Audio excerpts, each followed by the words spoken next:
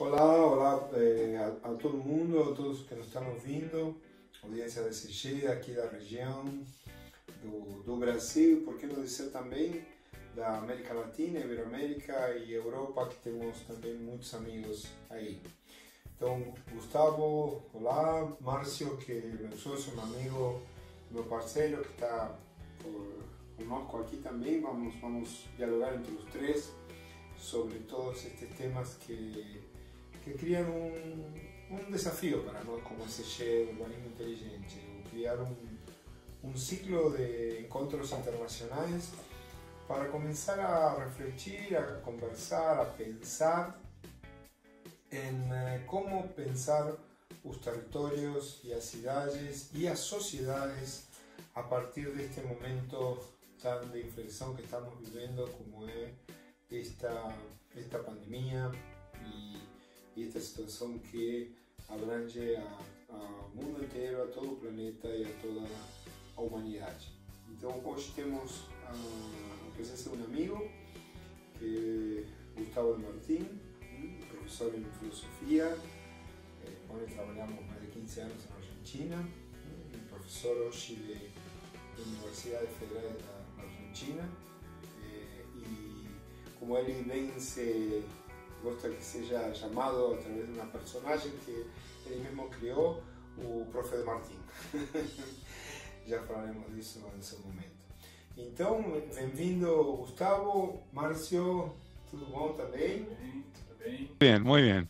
Muy bien, acá estamos en el invierno rioplatense. Eso significa humedad, frío, un frío que cala los huesos. Vos ya no lo padecés tanto como, ¿no? Como en alguna época, pero bueno, acá estamos en casa, cumpliendo una cuarentena más estricta que entiendo que la que se está cumpliendo en el hermano país de Brasil.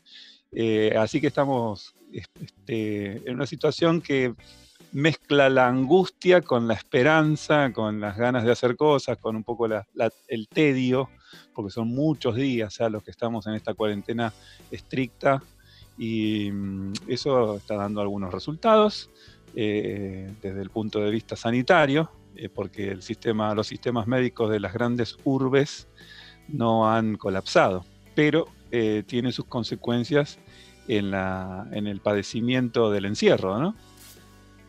Sí, la verdad es que sabemos o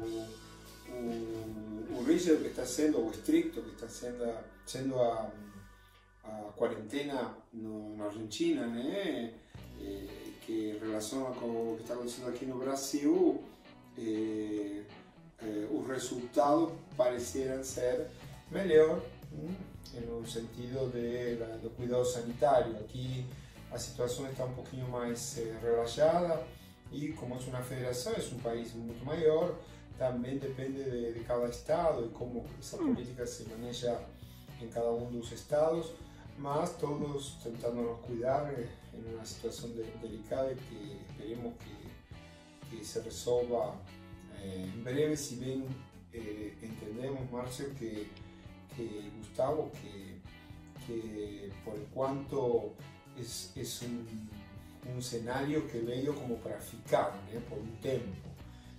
Y en ese sentido es que nos comenzamos a nos preguntar ese día después de la pandemia, ¿cómo será? ¿Sí? ¿Qué cosas tenemos que comenzar a pensar en términos de ciudades, de territorio, de sociedades? ¿Qué cosas se instalarán que por enquanto son excepcionales y qué cosas dejarán de acontecer, ¿no? En ese sentido, nos en SG dialogamos mucho sobre eso. Márcio, es un tema que nos preocupa y que por estar proyectando territorios entendemos que es una cuestión de debate permanente, ¿no? Realmente nos preocupa bastante, mas primeiramente gostaria de agradecer a nosso encontro aqui, Gustavo. Para mim é uma satisfação enorme. O Dani muitas vezes comentando a teu respeito do tempo de La Plata. Tenho a maior curiosidade para conhecer La Plata. Estávamos pretendendo ir agora, em função da pandemia, houve todo esse esse contratempo, mas é o meu objetivo, junto com o Dani, a gente fazer um tour aí por La Plata e a gente poder eu, né, principalmente eu, poder te conhecer pessoalmente. Bom, como o Dani falou, a gente está num processo agora bem complicado e para mim a satisfação é muito grande poder filosofar, e eu estou aprendendo a filosofar muito agora com o Dani, justamente porque antes nós tínhamos, principalmente falando agora por mim, né, uma visão muito fechada sobre como projetar nossos territórios, e eu venho muito mais da área da arquitetura, então é muito mais objetual, e quando eu começo a me familiarizar com isso, muito em função da influência do Dani, eu me sinto muito grato. Perfeito. Porque, como eu falei, filosofia hoje faz parte do meu método de trabalho. Precisa estar sempre debatendo, criticando, analisando. Então, para mim é uma satisfação enorme, viu, Gustavo, te conhecer e a gente poder trocar bastante Maravilloso. ideias a respeito. Gracias. La verdad es que, bueno, me siento muy honrado de compartir este encuentro, y bueno, que sea el primer encuentro, tiene también algunas, nos da algunas licencias, estamos en un proceso de aprendizaje también, ¿no? Muy contento, Marcio, un gusto realmente conocerte, y bueno, vamos a tratar de charlar. Ya han planteado, nada más que en la presentación, prácticamente una cantidad de temas que si nosotros los abordamos por separados podrían ser charlas aparte inclusive, ¿no? Porque la primera cuestión que me parece interesante de resaltar como para comenzar a charlar es la cuestión de la filosofía hoy, ¿no es cierto? Que es un tema interesante, es una cuestión endógena, ¿no? Hacia adentro del quehacer filosófico, pero me parece interesante plantearlo y compartir con ustedes esta reflexión, que tiene que ver básicamente con entender que la filosofía es una disciplina milenaria y en ese sentido es precientífica, ¿no? La ciencia moderna, que es la ciencia de la cual nosotros heredamos y hemos construido nuestro saber científico actual, es un producto de alguna manera de una larguísima tradición no científica, en la cual las condiciones disciplinarias, las divisiones disciplinarias no estaban presentes. Entonces, por eso en la antigüedad los filósofos eran los que de alguna manera impulsaban la matemática, el estudio de la naturaleza, el estudio de lo ético y el estudio, no sé, de la arquitectura. Digamos, los centros de saber en los cuales la filosofía tiene el mayor impulso eran centros de saber de carácter holístico, algo que hemos perdido a partir del siglo XVII, de la revolución científica, posteriormente de la revolución industrial y toda la configuración de nuestro mundo moderno que aún no ha terminado, ¿no? Esto es interesante también, ¿no? Porque han aparecido versiones históricamente que se han dado en llamar posmodernidad o transmodernidad, esta idea de que la modernidad terminó en algún momento del siglo XX. Sin embargo, hoy se considera, se cree que en realidad esa modernidad iniciada en el siglo XX, ese proyecto moderno, iluminista, ilustrado, todo ese proceso cultural que dio nacimiento a la modernidad y a la ciencia moderna, mal que mal, aún permanece, digamos, aún está inscripto en nuestras prácticas cotidianas. Por lo tanto, ahí es donde se produce un verdadero quiebre y se perdió esa visión integral del ser humano y de sus prácticas técnicas. De alguna manera comienza con la división del trabajo y con la división disciplinar del conocimiento y del saber, de los saberes, comienza a dividirse, a distinguirse. Y llegamos al momento actual en el cual las ciencias de pronto viene cada una de manera paralela construyendo su saber, un saber experto, es indudable el avance en el avance de la tecnología se ve de alguna manera o se prueba el éxito de determinados saberes técnicos, eso no se puede dudar. Pero sí es cierto que una crisis sistémica como la que produce este agente anómalo que es el coronavirus y la pandemia, de pronto abre problemáticas que desde las ciencias particulares o desde la construcción nominalista del saber no podemos enfrentar. Nos encontramos frente a una situación crítica de carácter sistémico que desde los saberes particulares se hace inabordable. Y entonces todo pareciera, ¿no? Da la sensación, no sé si es así, eso habría que estudiarlo con más detenimiento, pero pareciera que esta crisis interpela a todo un orden histórico, ¿no es cierto? Esto es interesante, porque no estoy seguro de que sea así. Algunos pensadores están a favor de entenderlo de este modo, es decir, el coronavirus es una anomalía que pone en juego todo el sistema de conocimiento, de pensamiento, de valores. Y otros dicen, no, es un hito o es una instancia más en un proceso histórico que va a continuar. Entonces, ahí están las dos cosas. Hay algo que es cierto. En el siglo XX, como nunca antes, en los siglos anteriores, por lo menos como no en los siglos anteriores, en el siglo XX se estudió mucho la cuestión del cambio, ¿no? Cómo cambian las sociedades, cómo cambian las creencias dentro de las sociedades, creencias que de pronto se sitúan ¿no? Que construyen una realidad o un principio de realidad muy fuerte en un determinado momento y que de pronto 20, 30 años después se cree totalmente lo contrario. ¿Cierto? Comunidades enteras que creen totalmente lo contrario. Entonces, eso se ha estudiado mucho. Hay teorías muy conocidas, la famosa teoría de los paradigmas de Kuhn, donde él estudia el cambio de creencia dentro de las ciencias.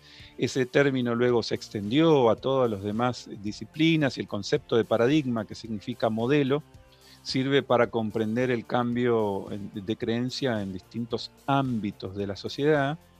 Pero también otros pensadores, el mismo Foucault, él hablaba de episteme, ¿no? Como este conglomerado de discursos de conocimiento y de saber que van generando prácticas políticas y que también sufren cambios en función de las necesidades de aquellos que gestan procesos de poder. En fin, se estudió el cambio. Y una de las cosas interesantes, y acá con esto cierro la primera idea, una de las cosas interesantes es que la modernidad, este proceso cultural impresionante que comienza arbitrariamente, nosotros le damos comienzo en el siglo XVII, en Europa en el siglo XVII, que construye la occidentalidad no es actual, o la concepción de Occidente actual, en realidad se nutre del cambio permanente, ¿no? Esto de ser Occidente necesita una especie de dialéctica entre el cambio y el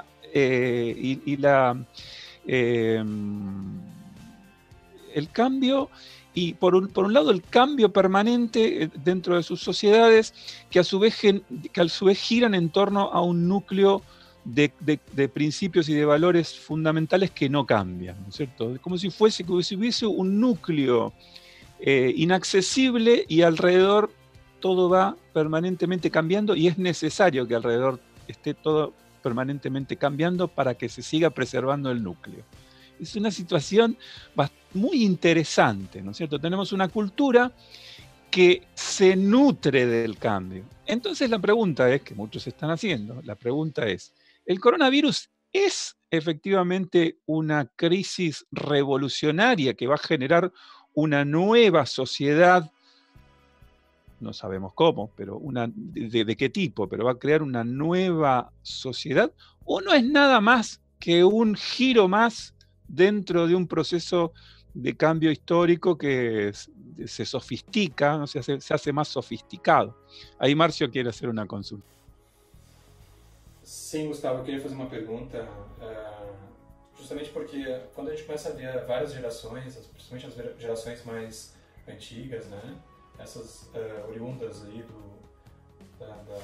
da época pós-Segunda Guerra, ou durante até a Segunda Guerra, ou até anteriormente mesmo, baby boomers, geração X, quando elas colocam um certo saudosismo sobre o passado, né? Daquela questão de ter uma simplicidade na vida, de como as coisas eram talvez mais tranquilas, e também daquelas coisas de terem as garantias necessárias para viver ou sobreviver, né?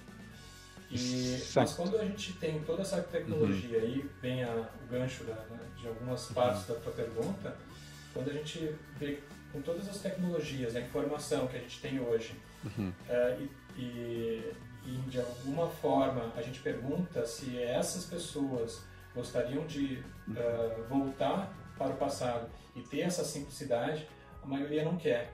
Mas ao mesmo tempo, o estado de conforto delas é tão grande que a gente não faz essa ruptura com o futuro, né? Ou seja, esse paradigma que a gente tem, às vezes ele se torna extremamente rígido e difícil da gente romper, né? Então é um pouco essa a minha pergunta, e de que forma a gente faz com que as pessoas comecem a analisar o futuro de uma forma muito mais positiva e não tão conservadora, né? Dá para se dizer.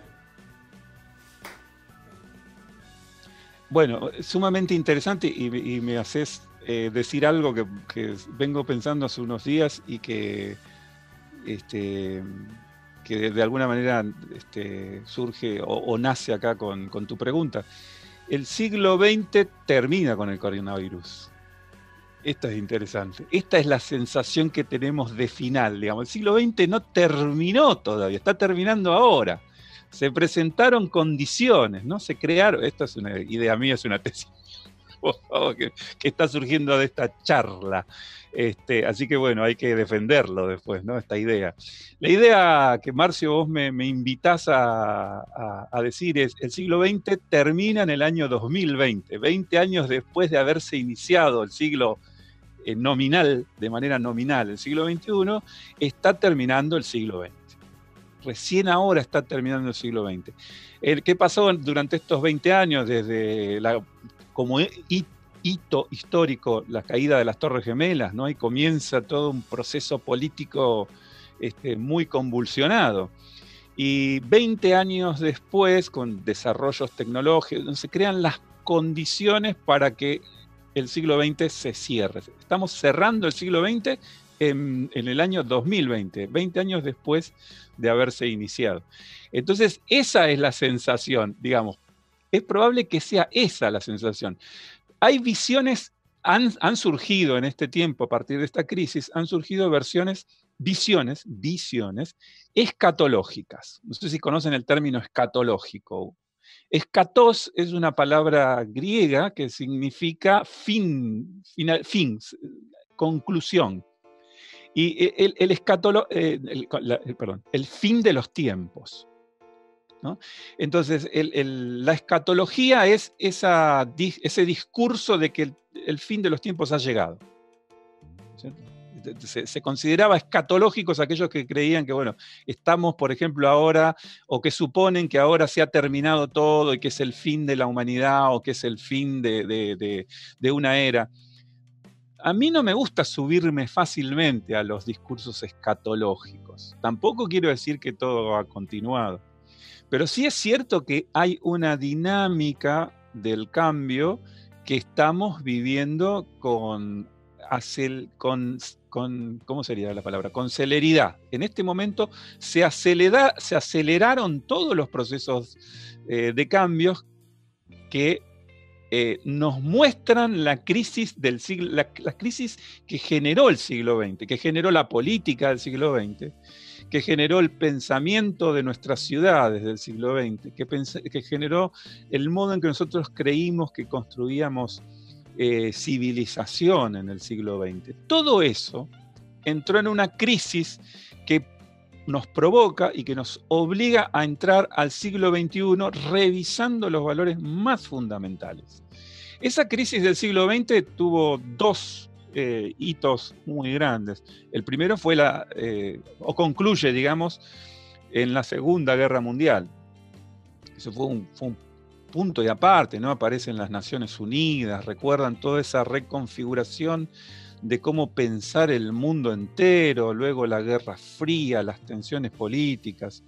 Ese siglo XX termina de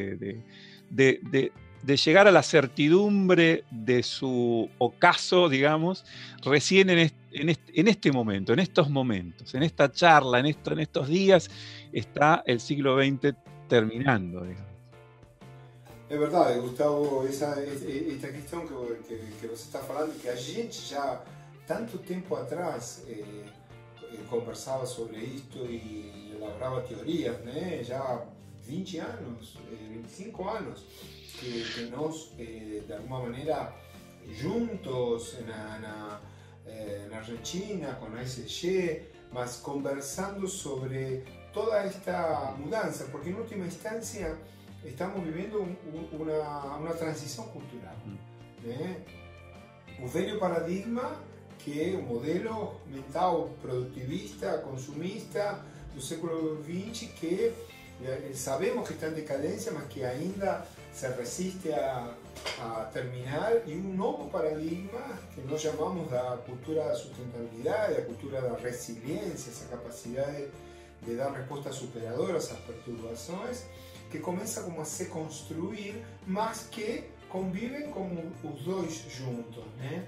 E aí isso também, Márcio, você falava antes de que muitos se resistem a mudar de seu estado de conforto, sair desse estado de conforto, e sabemos que o caminho nos marca outro rumo também, né? Então estamos em numa transição cultural. Essa mudança veio de uma forma tardia ou chegou no momento certo, ou seja, era isso? Eu acho que este é um momento de grande oportunidade. Sim?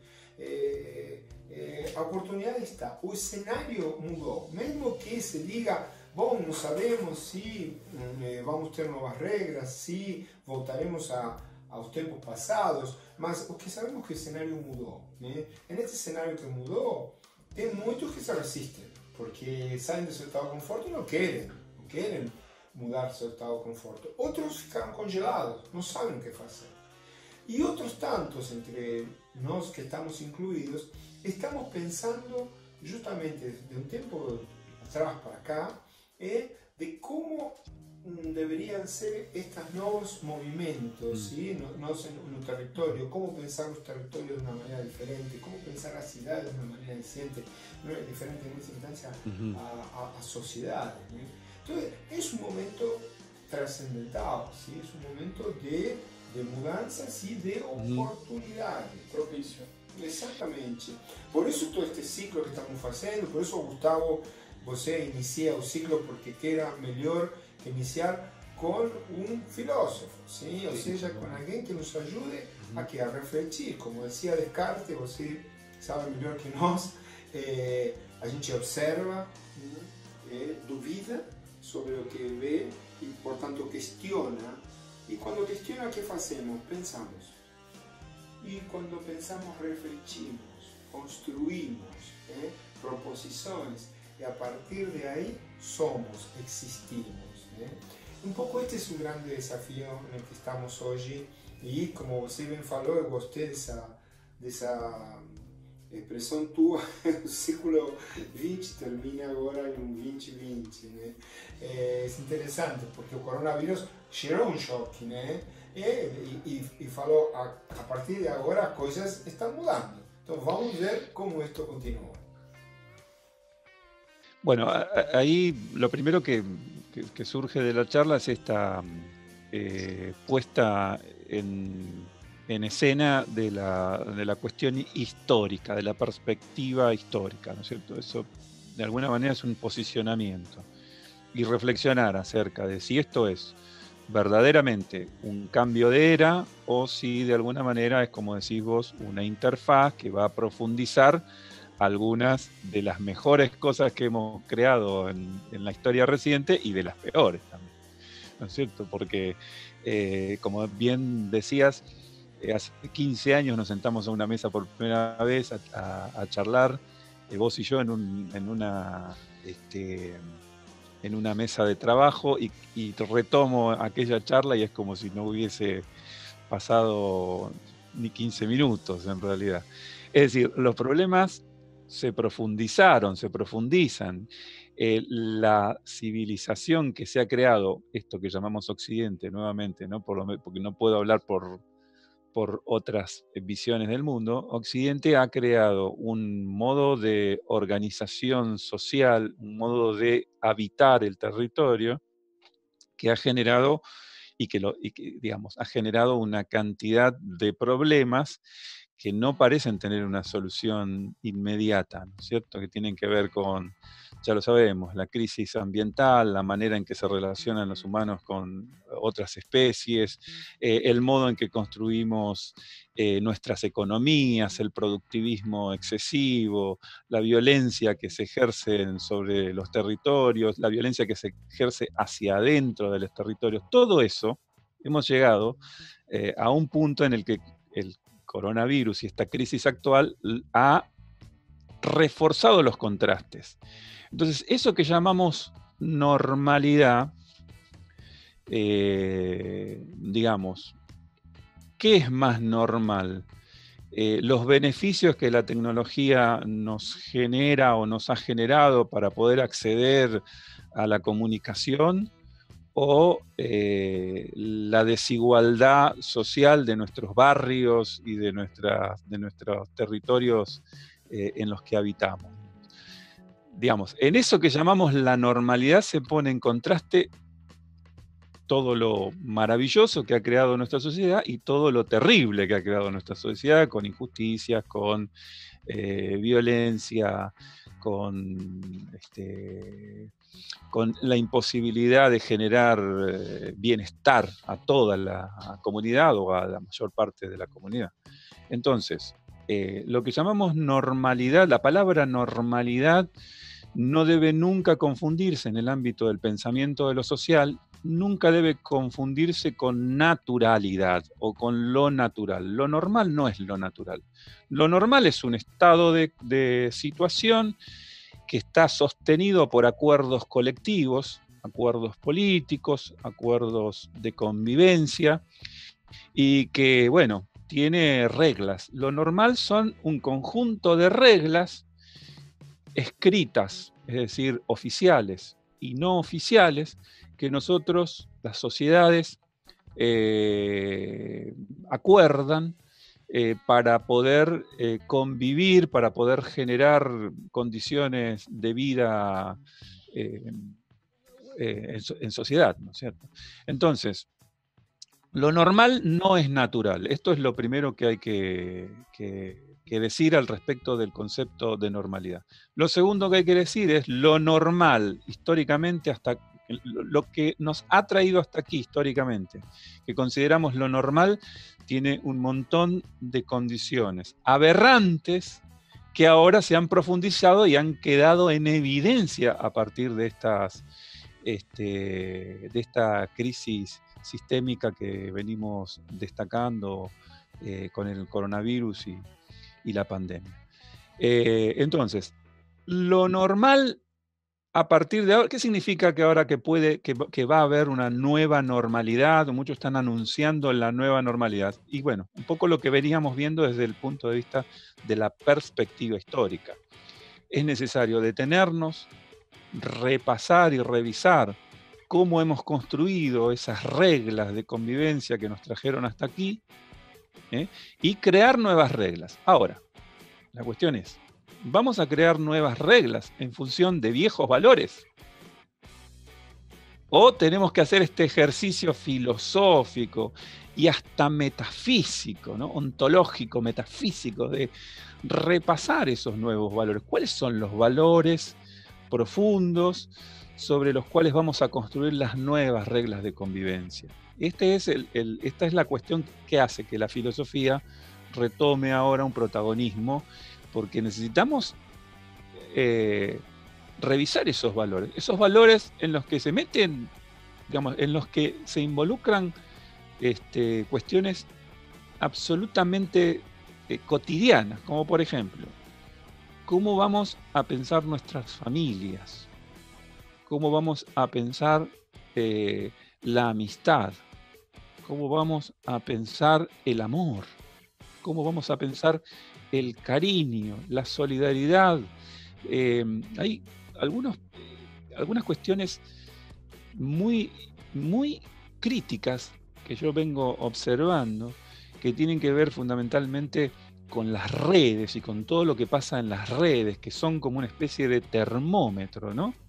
O de termómetro, ¿no? De indicadores, que tienen que ver con la violencia simbólica, el odio de clase, el odio, inclusive hay nuevos términos, ¿no? El odio de clase, por ejemplo, aquellas personas que odian al que no tiene buenas condiciones económicas o que no tiene determinados accesos a los bienes y la cultura. Hay un término que se conoce como aporafobia. Fobia a aquel que está desvalido, que no tiene condiciones económicas para acceder a la cultura y a los bienes económicos, productivos. Entonces, ¿qué pasa con esos valores, no? La cuestión, otra cosa interesantísima, la culpa. Fíjate, ¿no? Como cuestiones de carácter casi íntimo, ¿no es cierto? La culpa, el perdón. ¿Existe el perdón en el sentido en el que, digamos, está inscripto dentro de nuestra ética, de una ética tradicional? ¿Existe la culpa hoy en día? ¿Las personas tienen culpa, sienten culpa? Esa culpa, ¿de qué modo esa culpa puede afectar a nuestras relaciones humanas, a nuestras relaciones entre sí? ¿Qué tipo de sociedad surge de una sociedad sin culpa y sin perdón, por ejemplo, ¿no? Esto hay que reflexionarlo. Yo no digo que sea ni bueno ni malo. Digo, es algo que se pone en tela de juicio desde lo más profundo y que va finalmente a construir un tipo de sociedad u otra. Então, Gustavo, é muito interessante isto que você está falando, claro. Já que o título de nossa conversa era o novo normal ou a velha normatividade, que você esteja colocando esta questão se o novo normal será aplicar as antigas regras, né? E se o normal é o comum, você coloca também o termo natural, né? O normal é o natural. Então aí vem toda uma questão que obviamente tem a ver com, eu diria até com um valor supremo que mexe com a ética e a moral, né? Porque se já Sócrates falava um pouco, referenciando sobre os grandes princípios éticos, né?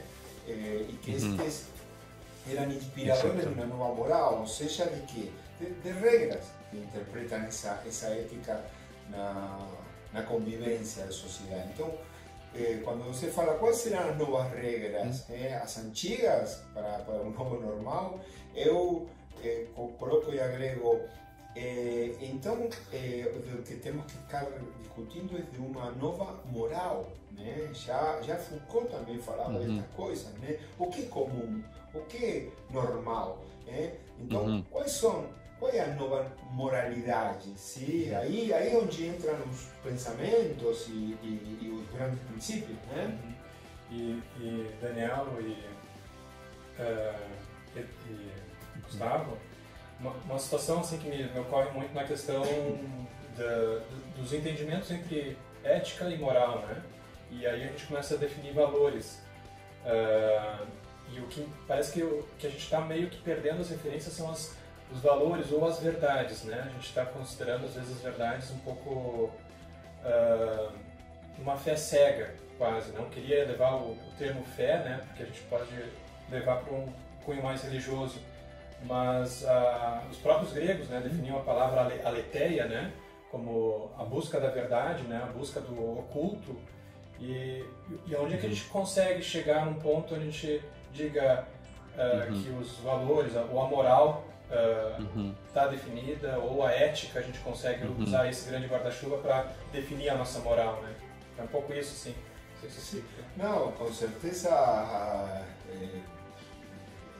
en este ambiente que estamos filosofando, né?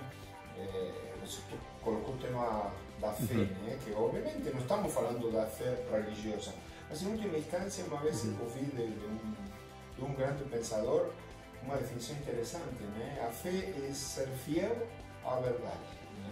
Então, quais são esses princípios éticos que me representam a verdade, né? Quando a gente fala de sinceridade, de totalmente, de liberdade, hoje a liberdade está sendo um pouco questionada com toda esta questão do confinamento que estamos tendo, né? Então, isto nos leva a como isto depois desce no terreno, né? Na sociedade, como se estabelece através de novas regras, então de uma nova moralidade, né? Qual será a nova moralidade? Levando Gustavo y tu comentario, Marcio, de que estamos comenzando el século XXI, ¿no? Si decimos que el coronavirus terminó con el século XX, ¿cuál será la nueva moralidad a partir de ahora? No hay referencia, ¿no es cierto? Las palabras tienen que tener referencia, tienen que referir. Entonces, cuando aparecen nuevas perspectivas, no tenemos palabras para referir fenómenos que tal vez, no digo que son nuevos, pero sí que tienen características distintas. Por ejemplo, hay cuestiones muy fundamentales que se están dando en nuestras sociedades, que tarde o temprano van a interpelar todo la forma de construir lo occidental, la visión occidental del mundo, ¿no es cierto? La visión occidental, y destaco esto, que tiene que ver, por ejemplo, con los movimientos que se vienen dando desde las perspectivas de género, ¿cierto? Las perspectivas de género, la manera de repensar las subjetividades, y que tiene que ver con la construcción de la identidad como individuos y el rol que cumplimos dentro del orden social, económico y político. Y acá es donde las perspectivas de género indagan fuertemente en las prácticas de la intimidad. Desde ese lugar se está cuestionando todo el orden de lo político, de lo social y de lo ético. Y ahí sí hay, por ejemplo, una fuerte interpelación a todo el background, todo el trasfondo moral, ¿no es cierto? Entonces, desde hace muchos años que se viene estudiando en filosofía la cuestión acerca de cómo se construye el género, no la sexualidad, el género. Y en esa construcción de género que es social, que es cultural social, se manifiestan algunos desequilibrios de poder que generan injusticias. Entonces, las perspectivas de género cuestionan fuertemente la manera en que se construye el género. Y a partir de ahí comienza toda una reflexión sobre las prácticas que construyen esos órdenes de género. Y entonces en esas prácticas aparece toda una nueva concepción de lo íntimo, que ya no es más íntimo, ¿no es cierto? Entonces aparece una ¿cómo llamarlo? Una especie de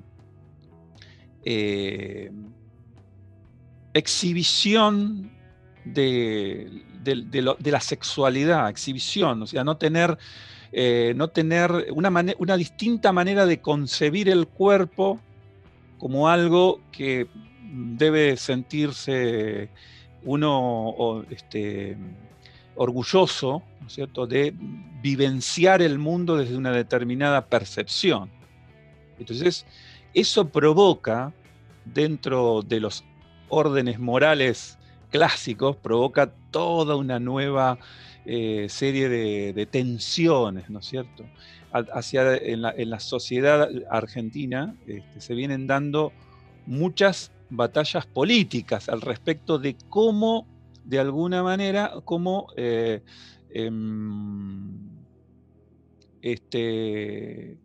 porque es interesante, porque en las batallas políticas no se quiere discutir esto, en definitiva, no se quiere discutir comprensiva y filosóficamente estas cuestiones. En la batalla política lo que hay es combate político, hay enfrentamiento, ahí aparecen los odios, aparecen los extremos, cuando en realidad lo que hay que hacer es tomar una posición comprensiva, saber que se están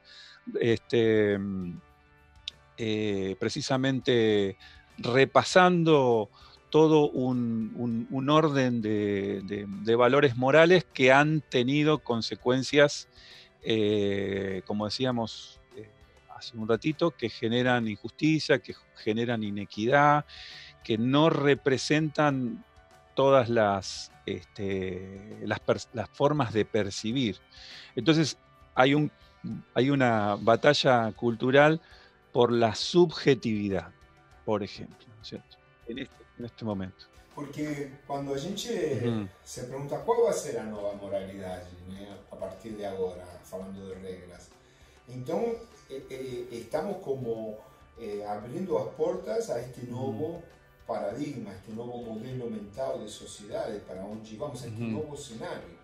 E o interrogante que fica é, este novo cenário se vai manejar não só com outras regras, sino com os mesmos termos que o antigo cenário, que o antigo paradigma, ou precisa de novos termos, de novos conceitos, em última instância de novos neologismos. ¿Sí? É todo um debate, uma discussão, né?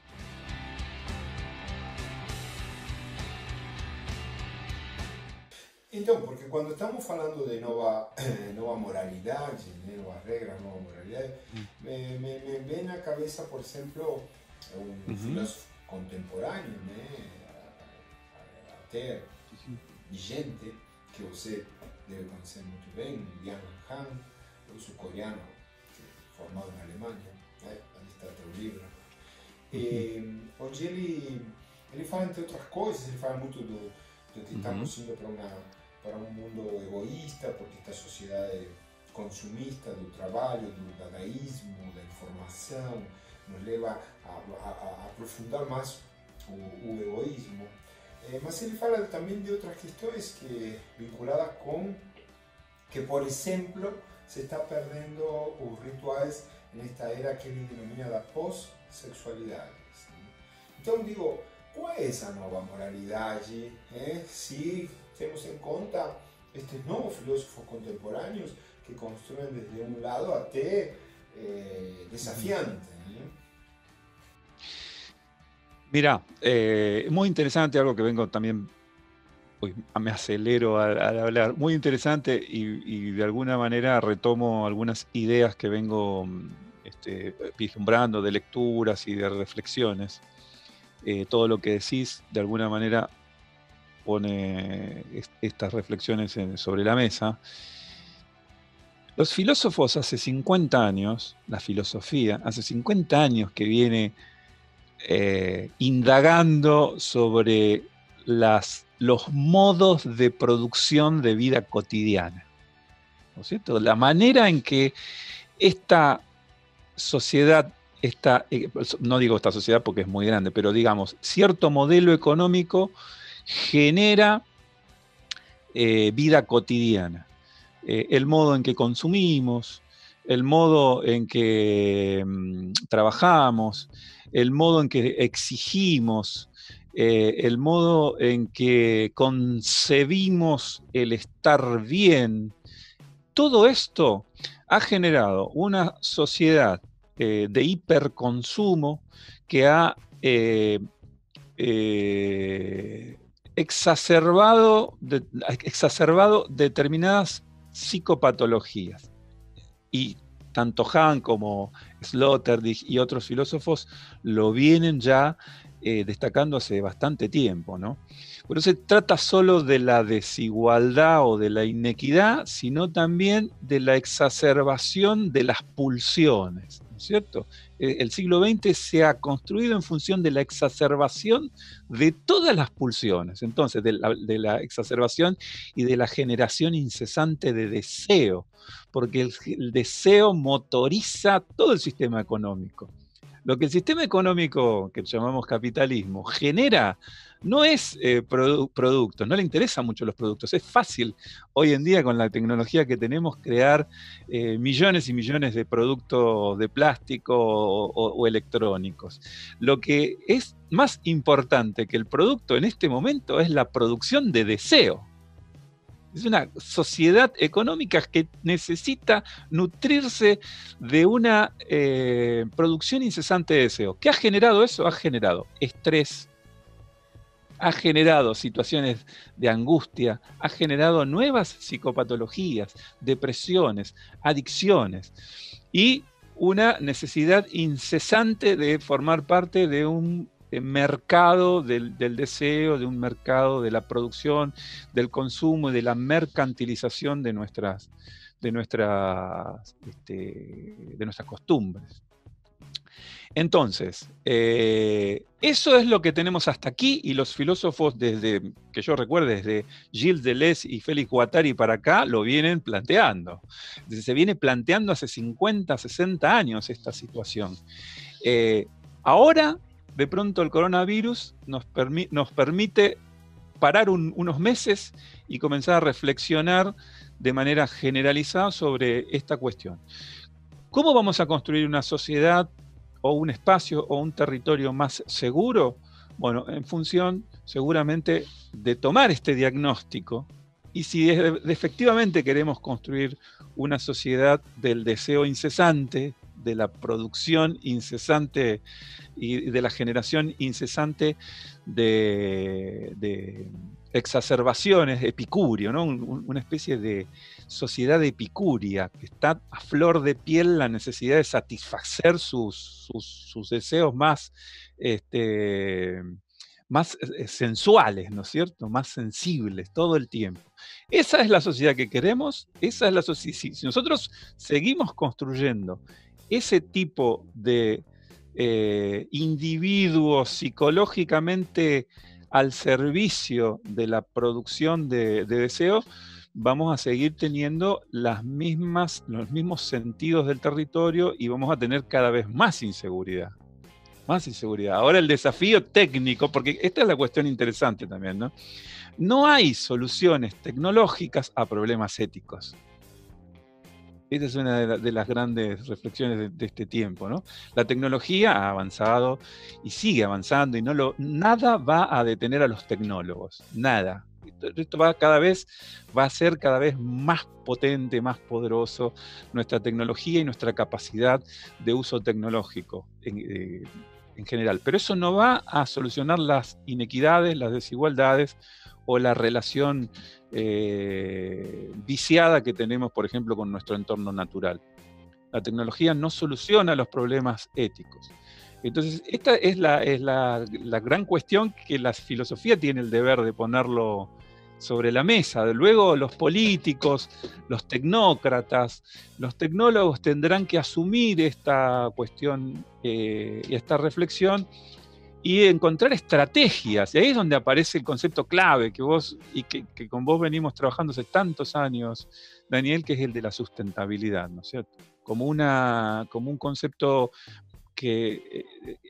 un eje conceptual, no es más que un concepto, es un eje conceptual que debería sobre el cual deberían girar todas nuestras decisiones técnicas, ¿no es cierto? Una visión estratégica de carácter sustentable. Estamos en un grande desafío, no tenemos duda, ¿eh? Este modelo productivista, consumista, de la sociedad de hiperconsumo en la que estamos, que nos provoca, que nos bombardea el tiempo todo, en este momento está en shock, porque las economías están relativamente paradas, los grandes capitales no saben cómo se manejar, mas al mismo tiempo estaba leyendo un archivo en estos días referido a las culturas escandinavas, ¿sí? Y falaba en particular de los suecos, y de la historia que viene de los vikings para acá, como el título era Aprender la filosofía sueca, me pareció una cosa interesante, porque falaba sobre toda esta cuestión que ellos tienen do desapego de las cosas, Primero están en un territorio inhóspito, tuvieron que salir a buscar otros horizontes en su momento, entonces ellos construyeron un desapego por todo material, territorio, objetos, afectos, y hoy en esta pandemia se están manejando de una manera muy inteligente. ¿Por qué? Porque por un lado aprovechan de alguna manera el isolamiento para una retrospección interior, como una cosa que construye felicidad para ellos. Por otro lado, tiene una postura casi de vergüenza a un consumo excesivo, una contraposición con el hiperconsumo, con esto que estamos hablando, que hoy entra en shock porque el mundo dice, bueno, ¿cómo seguimos en ese Los escandinavos nos están dando un ejemplo de ser gente, nós temos vergonha de consumir coisas que não são necessárias, entre esta questão do desejo e a necessidade, então, nos estão dando um caminho diferente que nos permite também refletir sobre isso. E até como um modelo resiliente, de sociedade, a própria Finlândia, que se destaca nesse ponto. Sim, Finlândia é um país, você deve saber gostado também, nós por estar trabalhando em questões urbanísticas, seguimos muito estes casos, que se vem preparando para catástrofes faz mais de 10 anos, do ponto de vista social, territorial, de alimentos, de medicamentos, de espaços para a proteção de segurança social para as pessoas, enfim, é todo um tema. E eu pergunto, Dani e Gustavo, isso é previsão no oculto ou um estudo técnico ou científico para poder se planejar daqui a 10 anos? Agora... É interessante a tua pergunta, Gustavo, vou te linkar agora também, mas porque por um lado tem alguma questão cultural, uma questão filosófica cultural destes povos, que têm uma visão de desapego, então também pensam, planejam neste sentido, ¿sí? No están preocupados por las cosas que un mundo occidental productivista y consumista está. Como para ir cerrando y dejando un poco abiertas las cuestiones para las próximas reuniones con los colegas que van a participar de estos encuentros. Un dato, una anécdota, no con precisión, pero sí que creo que es evidente, así que no necesito la precisión, pero lo dejo de relieve, lo pongo de relieve. Es la cuestión de que nuestras ciudades en el siglo XIX comenzaron con poblaciones, no sé cómo será el caso de las grandes ciudades de Brasil, ¿no? Con poblaciones muy pequeñas, digamos, poblaciones de, no sé, 100.000 habitantes, y terminaron en el siglo XX con 10 millones de habitantes, ¿cierto? San Pablo, si no me equivoco, 20 millones de habitantes, una cosa increíble. México, Buenos Aires, Santiago de Chile, ciudades que crecieron de una desmesura porque hubo un sistema político, hubo una forma de pensamiento que generó ese tipo de desarrollo, que no es desarrollo urbano, es desarrollo social, es una forma de entender cómo construir sociedad, ¿no es cierto? Eso es, digamos, y además lo que eso significaba, creo, la cabeza de Goliat, decía un escritor argentino, ¿no? Nuestros territorios se pensaron como con cabezas de Goliat, porque esos grandes núcleos urbanos, con millones y millones de personas que generaban prácticamente todo el sistema económico, provocaron este fenómeno de la polarización, ¿no? Todo el territorio trabajando en función de estos centros potentes y poderosos. Esa fue una manera de entender la ciudad en el siglo XX, ¿no? Ahora, la ciudad no es un invento del siglo XX.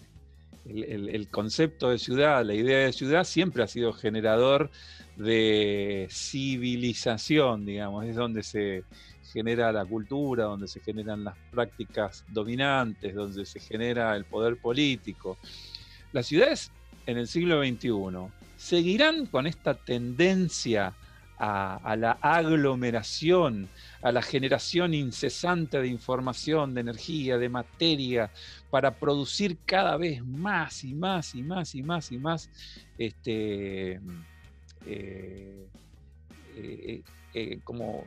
polarización, ¿no es cierto? Esta cosa de que todo va hacia el centro de la ciudad y que todo sale del centro de la ciudad. ¿Será esa la forma en que seguiremos construyendo civilización en el siglo XXI? Esa es una cosa interesante, porque esto de pensar los territorios, ¿no? Esto de volver a pensar los territorios, ¿qué relación habrá entre la ciudad y el territorio en el siglo XXI? Teniendo en cuenta esto, ¿no? Que lo primero que fue afectado, la primer postal de la pandemia fue las ciudades vacías. Esos lugares donde nosotros depositábamos toda nuestra esperanza cultural, de pronto se vaciaron. Y nuestro corazón, cuando veía esas fotos, ¿no?, de las grandes urbes vacías, nuestro corazón se sentía tristeza, ¿no? Creo que Marcio quería decir algo. Você, Gustavo, tocó en un tema que justamente nos expertise, ¿eh? O sea, ya esta cuestión de cómo este modelo productivista, este modelo consumista, fue generando grandes polos de desenvolvimiento, las grandes metrópolis, que se falan, São Paulo, Buenos Aires, Santiago, cualquiera de las grandes ciudades que fueron comiendo un territorio, ¿sí? O sea, un desenvolvimiento expansivo que fue destruyendo, ¿qué cosa? El territorio rural, la paisaje natural, ¿sí?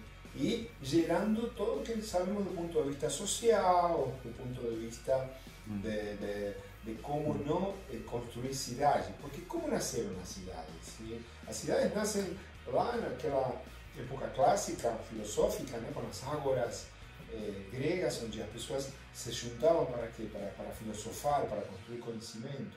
Entonces, en la Edad Media, como lugares de encuentro para hacer negocios. O sea, las ciudades son espacios principalmente públicos para que las personas se encuentren, ¿sí? Las personas se amen, tengan amistad, hagan negocios. Cuando la ciudad pierde esa esencia, comienza a ser no ciudad.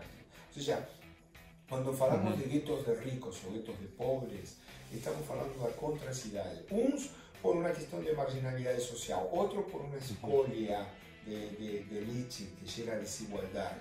Eso que de alguna manera temos que começar a mudar. E Dani, Gustavo, Mira, uma situação sim. que vem assim muito, que é corriqueira. Como é que a gente consegue aproximar esses grupos menos favorecidos, ou grupos minoritários, ou grupos excluídos, onde o Dani mesmo falou a questão dos guetos de pobres, né? E temos os guetos de ricos também, né? Mas como é que a gente consegue aproximar essas pontas para que a gente tenha uma sociedade mais equivalente, né? Igualitária, talvez, e que a gente possa dar confiança para que as pessoas tenham essa relação mais tranquila, mais uniforme entre esses grupos, né? Grupos excluídos, a gente pode citar vários, né? E a gente está vendo cada vez mais uma polarização tão grande, e não só em questões de grupos ou ideologias ou questões políticas. Então tem uma questão tão ampla, né? Uma questão tão complicada de a gente resolver. E é um questionamento social hoje, principalmente hoje aqui no Brasil, né? A gente vê isso. Com certeza. Tua pergunta, toda a colocação tem uma resposta desde a SG, né, que nós trabalhamos, né? Porque ¿qué estaba aconteciendo con este modelo depredador? O sea, asimetrías territoriales, ¿sí? Países desenvolvidos, países no desenvolvidos. Asimetrías internas dentro de un territorio. En un mismo país, como bien se falou, Brasil tiene territorios desenvolvidos y territorios no desenvolvidos, norte-sur, contraposición. Ciudades, en la misma ciudad tenemos áreas ricas y áreas pobres, con esta contraposición. Nosotros desde SG estamos trabajando mucho con estas cuestiones, creando nuevos conceptos que llamamos enclaves autosuficientes, popularmente ilhas urbanas, interconectadas, de ocupación leve del territorio con una construcción más equitativa entre ¿qué? Entre rural y urbano, entre diferentes alternativas sociales, ¿sí? Que puedan dialogar, que se puedan complementar, que sean asociativas, o sea, que se presenten al mundo como una región asociativa, ¿sí? Y no competitiva contra otra. Entonces, tienen nuevos caminos que van en el sentido de esto que hablábamos antes, ¿no? Economía del bien común, inteligencia del bien común, cómo comenzamos a trabajar estas cosas desde una cuestión más territorial, más urbana, ¿sí? Un poco, nos estamos yendo un poco del tema más de la filosofía y el territorio y las sociedades es una trama complexa, ¿no? Exato. Quem serão os novos projetistas aí, né? Do nosso território. La cuestión es, a mí me aparece, ¿no? Producto de la charla me aparecen conceptos, ¿no? Entonces, bueno, la ciudad como concepto, la ciudad actual como concepto tiene todos estos problemas que han sido puestos en evidencia por el coronavirus, ¿no? Que son valores de interrelación humana, ¿no? La discriminación, la exclusión, la xenofobia, las cuestiones, los conflictos étnicos. Bueno, entonces tendríamos que empezar a pensar con contravalores, digamos, o valores que de alguna manera estén en oposición. Entonces pienso en la diversidad, pienso en la multiculturalidad, pienso en la inclusión, pienso en espacios en los cuales todos estos valores se puedan conjugar a nivel social. Y entonces, tal vez no son las ciudades, en el sentido que venimos entendiendo en el siglo XX, los espacios en los cuales se van a dar estos valores. Tal vez son, lo que decís vos, otra forma de villas, creo que dijiste, islas, claro, sí. Y yo pienso en el antiguo concepto de aldea, ¿no? ¿Y por qué no de pueblo, como en Argentina? Aldeas, ¿no es cierto? ¿Por qué no volver a pensarnos como aldeanos, ¿no es cierto? Pensarlo, donde había otro tipo de interrelación más cara a cara, donde estos valores podían... Ahora el desafío sigue siendo ese, ¿no? La unidad política de la sociedad, ¿no es cierto? Que el concepto de nación, en algún momento, concepto polémico el de nación, polémico, porque el concepto de nación fue muy violento, muy prepotente y produjo realmente forzar algún tipo de cruces de relaciones sociales con desequilibrios de poder y con un montón de decisiones arbitrarias que en nombre de la unidad política-nación se tomaron. Y eso generó una cantidad enorme de conflictos. Entonces, el gran desafío no es solamente cómo diseñar el territorio o pensar el territorio con estos conceptos más benéficos o en función del bien común, sino también la unidad política que va a permitir el diálogo virtuoso entre esas nuevas comunidades, ¿no? Ahora, y con esto cierro, si ustedes quieren, puede ser, es probable que después del coronavirus, cuando la tecnología finalmente solucione el problema médico-sanitario, que no estará muy lejos la solución, por lo que tengo entendido, puede ser que efectivamente no podamos volver a ser los mismos. Es probable que tengamos que aprovechar esta situación crítica para repensar ahora en profundidad, no como un diálogo de locos que teníamos hace 15 años, de un diálogo de sordos, digamos, que nadie nos escuchaba mucho, sino ahora verdaderamente está en el tapete y en la agenda de primera mano de la política, ¿no? Entonces ahora sí, hay que tomar cartas en el asunto y transformar nuestras sociedades, y no podemos volver a las mismas prácticas, ¿no? Y eso sería lo que uno espera de la nueva normalidad, ¿no? Bueno, Gustavo, la verdad es que este fue un diálogo maravilloso entre los tres, todos disfrutamos mucho, será un primero de varios, con certeza, y te agradecemos mucho. Maravillosa idea. Presencia a todos los que están nos viendo, y vamos a estar de nuevo, con certeza, planejando un nuevo desafío juntos para colocar outro momento e continuar filosofando. Obrigado. Agradeço também, faço as palavras do Dani a minha, né?